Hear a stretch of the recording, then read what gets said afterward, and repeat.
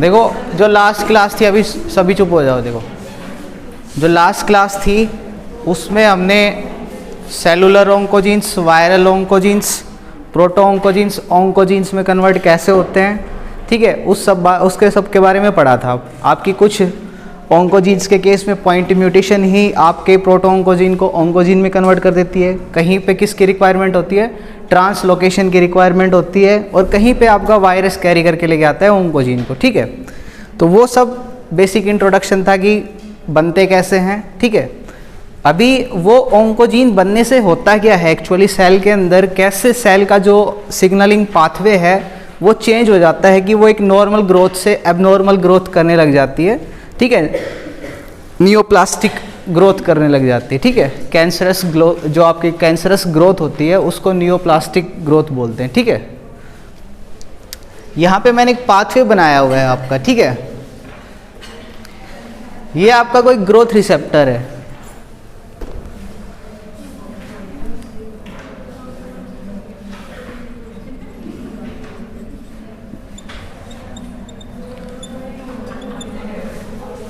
जो आपका growth receptor है उसके ऊपर कोई आपका ग्रोथ फैक्टर आगे बाइंड होगा, ठीक है। एग्जाम्पल के लिए मान लें हम आपका EGF, एपिडर्मल ग्रोथ फैक्टर, ठीक है। ग्रोथ फैक्टर का मतलब सेल की ग्रोथ एंड डिवीजन को प्रमोट करेगा, ठीक है। तो रिसेप्टर पे आपका ग्रोथ फैक्टर आगे बाइंड हो गया, उसके बाद जो आपका ग्रोथ फैक्टर का जो रिसेप्टर है वो एक्टिवेट हो जाएगा। ये टायरोसिन काइनेज रिसेप्टर होता है RTK, ये आपके रास प्रोटीन के ऊपर फॉस्फोराइलेशन करके उसको एक्टिवेट कर देगा। फिर ये जो कैस्केड है वो चल पड़ेगा, आपका रास आपके राफ को करेगा फॉस्फोराइलेट, ठीक है। आपका जो राफ है वो सेरिन थ्रियोनिन काइनेज है, वो आपके मैक प्रोटीन को फॉस्फोराइलेट करेगा, ऐसे मैक ERK को करेगा, और ERK आपका चला जाएगा किसके अंदर, न्यूक्लियस के अंदर, ठीक है। न्यूक्लियस के अंदर आपका ERK आ गया है, ठीक है। अब ERK क्या करेगा, आपके जो ट्रांसक्रिप्शन फैक्टर्स होते हैं ALK1 एंड SRF, इनको फॉस्फोराइलेट करके एक्टिवेट करेगा। जब ट्रांसक्रिप्शन फैक्टर एक्टिवेट होते हैं तो क्या होता है, जीन का ट्रांसक्रिप्शन फैक्टर क्या करते हैं, जीन का ट्रांसक्रिप्शन, ठीक है। अब आपके ट्रांसक्रिप्शन फैक्टर्स के एक्टिवेट होने से आपके एक जीन का ट्रांसक्रिप्शन होगा। वो जीन कौन सा है आपका, फोस।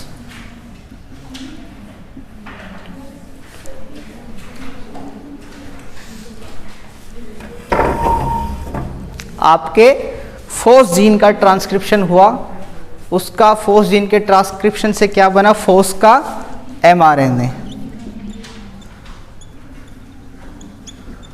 इस mRNA से फोस प्रोटीन बनेगा, ठीक है।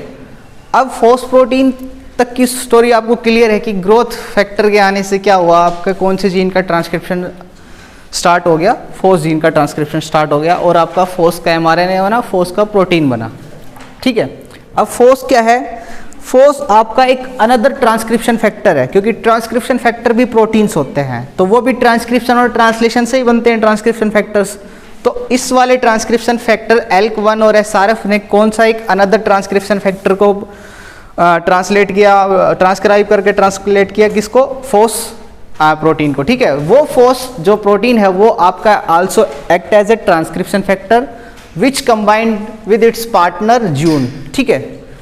ये दोनों जो ट्रांसक्रिप्शन फैक्टर हैं ये दोनों कंबाइन होके किसका ट्रांसक्रिप्शन करेंगे, आपका AP। इसको जो ये जो दोनों का जो कंबाइंड ट्रांसक्रिप्शन फैक्टर का जो कॉम्प्लेक्स है इसको AP1 ट्रांसक्रिप्शन कॉम्प्लेक्स बोलते हैं, ठीक है।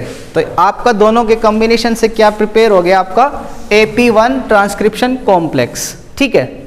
यहाँ तक की स्टोरी क्लियर है, ठीक है। तो अब AP1 जो कॉम्प्लेक्स है आपका, ये फोस एंड जून का जो कॉम्प्लेक्स है, ये किसकी ट्रांसक्रिप्शन करेगा, ये आपके जीन की ट्रांसक्रिप्शन करेगा, किसकी, साइक्लिन D1, साइक्लिन D1, ठीक है। अब साइक्लिन D1 के जीन की ट्रांसक्रिप्शन होगी तो साइक्लिन D1 प्रोटीन आपका बनेगा, ठीक है। और साइक्लिन्स क्या होते हैं, आपके सेल साइकिल के प्रोटीन्स होते हैं, ठीक है। अब साइक्लिन्स किससे कंबाइन होकर सेल साइकिल को रेगुलेट करते हैं, उनका सेकंड पार्टनर कौन होता है, क्या बोलते हैं उनको, साइक्लिन डिपेंडेंट काइनेजेस, सीडीकेस। ठीक है, तो जो आपका साइक्लिन D1 है इट कंबाइंस विद CDK4। अब इन दोनों का जो आपका कॉम्प्लेक्स है वो सेल साइकिल को कैसे रेगुलेट करता है, आपकी सेल साइकिल में डिफरेंट फेजेस होते हैं, G1, S, G2, M। ठीक है, तो G1 फेज में क्या होता है आपका,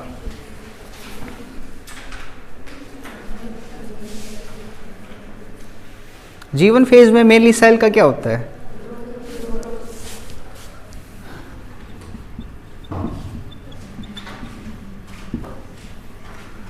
G1 फेज में आपके जो भी रेप्लिकेशन के लिए रिक्वायर्ड प्रोटीन्स होते हैं, पॉलीमरेजेस होते हैं, हेलिकेजेस होते हैं, उन सब का क्या होता है, ट्रांसक्रिप्शन ट्रांसलेशन होता है और वो प्रोटीन्स प्रोड्यूस होते हैं।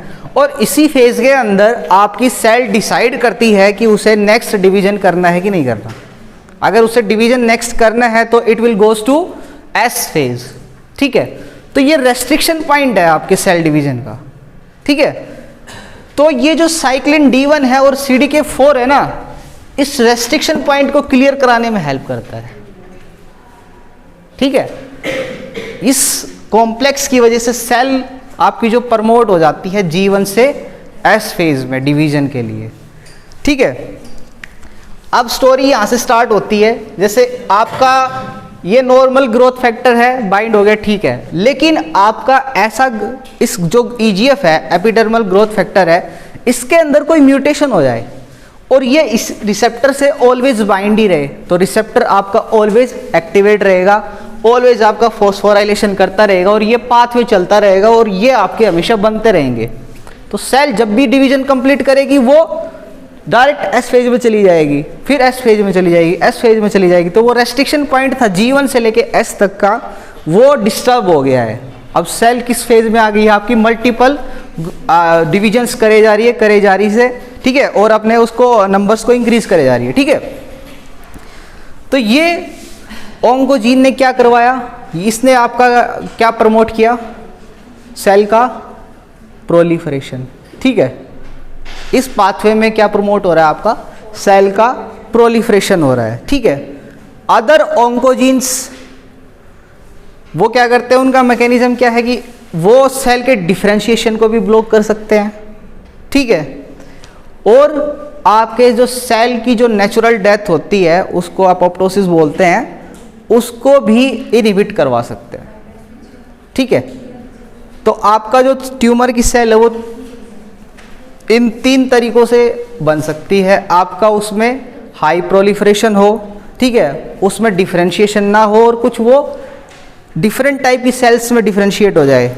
ठीक है, जो कैंसरस सेल है। ठीक है, और आपका क्या हो, कैंसरस सेल की अपोप्टोसिस बंद हो जाए, तो वो कभी मरेंगे ही नहीं। और कैंसर सेल्स इमॉर्टल होती हैं। ठीक है, वो मरती नहीं है, उनको नेचुरल डेथ होती नहीं है कैंसर सेल्स की। कैंसर सेल्स में बहुत सारा डैमेज DNA होता है, लेकिन फिर भी उनकी फिर भी इमॉर्टल होती है, उनकी डेथ नहीं होती। क्यों, उनमें जो अपोप्टोसिस है वो ब्लॉक हो चुका है। ठीक है, तो फर्स्ट आपने क्या डिस्कस किया, जो आपके ओंकोजेनिक जो जीन्स हैं, जब वो प्रोटो ओंकोजीन से ओंकोजीन्स में कन्वर्ट हो जाते हैं तो वो इस पाथवे के थ्रू क्या कर सकते हैं, आपका जो सेल प्रोलिफरेशन है उसको प्रमोट कर सकते हैं, सेल के डिवीजन को, जो रेट ऑफ सेल डिवीजन है उसको इंक्रीज कर सकते हैं। ठीक है, अभी नेक्स्ट वाले में देखते हैं कि डिफरेंशिएशन कैसे ब्लॉक कर सकते हैं, एक और पाथवे का एग्जांपल लेके।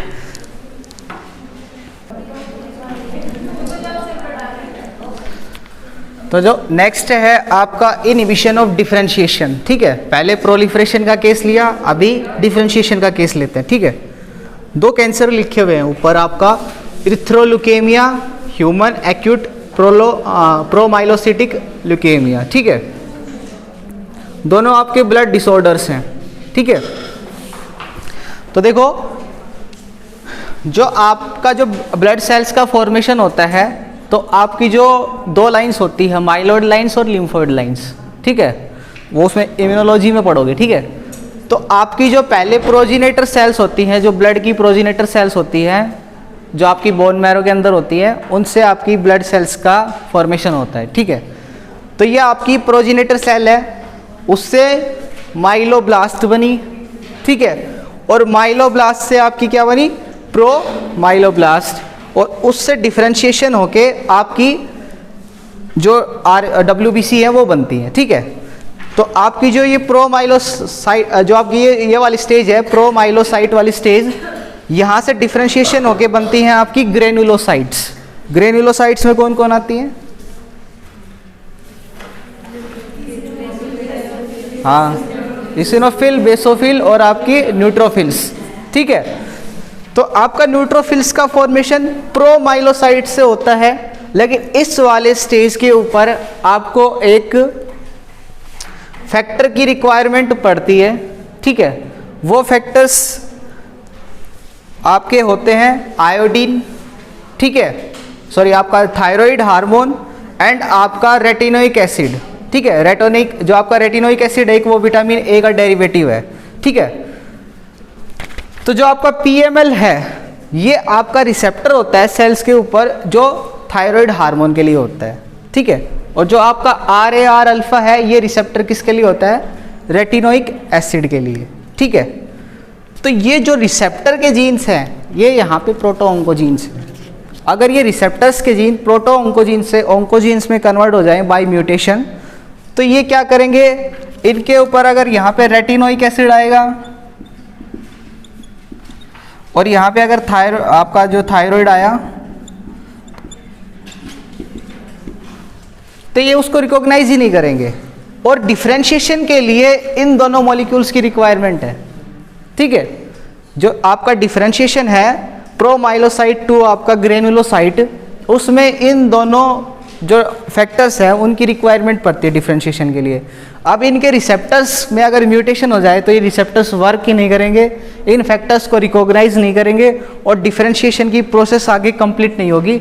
और ये जो आपकी प्रोमाइलोसाइट्स हैं यही अगेन एंड अगेन डिवाइड करके, ये इमेच्योर सेल्स हैं, ये अगेन एंड अगेन डिवाइड करके आपकी किसके अंदर, ब्लड के अंदर आ जाएंगी, ठीक है। अगर इमेच्योर सेल्स आपकी ब्लड के अंदर हैं तो उसी कंडीशन में वो जो आपका ब्लड कैंसर होता है, ठीक है। तो जिसमें इसमें बोला हुआ है आपका ह्यूमन एक्यूट प्रोमाइलोसिटिक ल्यूकेमिया, ठीक है। ह्यूमन मतलब ह्यूमन, एक्यूट मतलब सीवियर, सीवियर केस को एक्यूट बोलते हैं, ठीक है। प्रोमाइलोसिटिक ल्यूकेमिया, प्रोमाइलोसिटिक यहाँ पे ये वाली स्टेज है सेल्स की। अगर ये वाली सेल्स का नंबर इंक्रीज हो जाता है ब्लड के अंदर तो कौन सा होता है, प्रोमाइलोसिटिक ल्यूकेमिया। अगर आपकी इमेच्योर RBC ज़्यादा हो जाती है ब्लड के अंदर तो कौन से वाला ल्यूकेमिया होता है आपको, इथेरोल्यूकेमिया, ठीक है। तो ये सब चीज़ें क्या हैं, डिफरेंशिएशन के ब्लॉक करने के बाद ये सेल्स जनरेट हुई हैं, ठीक है। ये आपकी नॉर्मल डिफरेंशिएशन चल रही थी। अगर जो आपका नॉर्मल डिफरेंशिएशन होती है उसमें आपको डिफरेंशिएटिंग फैक्टर्स की रिक्वायरमेंट होती है सेल्स को, ठीक है। ये आपके डिफरेंशिएटिंग फैक्टर्स की तरह रोल प्ले करते हैं, थायराइड और आपका रेटिनोइक एसिड। तो ये सेल से तभी कम्युनिकेट करेंगे किसी रिसेप्टर के थ्रू। अगर वो रिसेप्टर में म्यूटेशन है तो सेल्स इनसे कम्युनिकेट करेगी नहीं और वो कभी मैच्योर फेज में जाएगी नहीं और वो इमेच्योर ही डिवाइड करती रहेगी, ठीक है। तो ये क्या था आपका, जब आपका प्रोटो ऑन्कोजीन्स किस में इंटरफेयर करे, आपका डिफरेंशिएशन की प्रोसेस में, तो उससे भी आपका क्या होता है, कैंसर होता है, ठीक है। जो थर्ड है वो आपका, थर्ड में क्या डिस्कस करेंगे, इनहिबिशन ऑफ एपोप्टोसिस, ठीक है।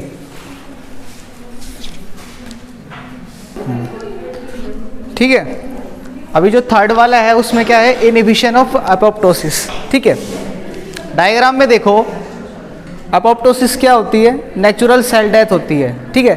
एपोप्टोसिस में क्या होता है, जो आपका सेल का माइटोकॉन्ड्रिया है उससे साइटोक्रोम C जो होता है वो रिलीज होकर साइटोप्लाज्म में आ जाता है और फिर उस साइटोक्रोम C से क्या होते हैं, आपके जो कैस्पेज एंजाइम एक्टिवेट हो जाते हैं और उससे आपके जो प्रोग्राम्ड सेल डेथ का पाथवे है वो चल लेता है, ठीक है। इस वाले केस में क्या होता है, जैसे अगर आपका कोई प्रोटो ऑन्कोजीन है इसके अंदर, ठीक है, देखो नॉर्मल पाथवे यहाँ तक इसमें क्या हो रहा है कि आपका ग्रोथ फैक्टर आके बाइंड हो रहा है, जो आपका ग्रोथ फैक्टर रिसेप्टर पे आके बाइंड हो रहा है। यहाँ पे आपका जो रिसेप्टर है वो किससे कंबाइंड है, आपका PI3 काइनेज से, फॉस्फेटिडियल इनोसिटोल 3 काइनेज से, एंजाइम से कंबाइंड रिसेप्टर है, ठीक है। तो आपका PI3 काइनेज एक्टिवेट हो जाएगा आपका जब ग्रोथ फैक्टर आके इसके ऊपर बाइंड होगा, ठीक है। ये किसको फॉस्फोराइलेट करेगा, आपका फॉस्फोइनोसिटोल डाइफॉस्फेट को, ठीक है। और उसको किस में कन्वर्ट कर देगा, फॉस्फोराइलेट करके 3,4,5 ट्राइफॉस्फेट के अंदर, ठीक है। और ये वाला किस अपना एक फॉस्फेट किसको डोनेट करेगा, किसको देगा, एकीटे काइनेज को। और ये किसको फॉस्फोराइलेशन करेगा, बैड एंड फोक्सो, दो फैक्टर्स को, ठीक है। और फिर ये किसको करेंगे, BCL2, ठीक है। अब जो BCL2 है यहाँ पे, वो यहाँ से साइटोक्रोम C के रिलीज को ब्लॉक कर रहा है माइटोकॉन्ड्रिया से, ठीक है। अगर इनमें से आपका मेन PI3 काइनेज और एकीटे जो ये हैं आपके, अगर ये आपके प्रोटो ऑन्कोजीन से ऑन्कोजीन में कन्वर्ट हो गए हैं तो क्या होंगे, इनका जो ट्रांसक्रिप्शन है वो इंक्रीज होगा। उसके ट्रांसक्रिप्शन इंक्रीज होने से क्या होगा, BCL2 ज़्यादा अमाउंट में प्रोड्यूस होगा, ठीक है।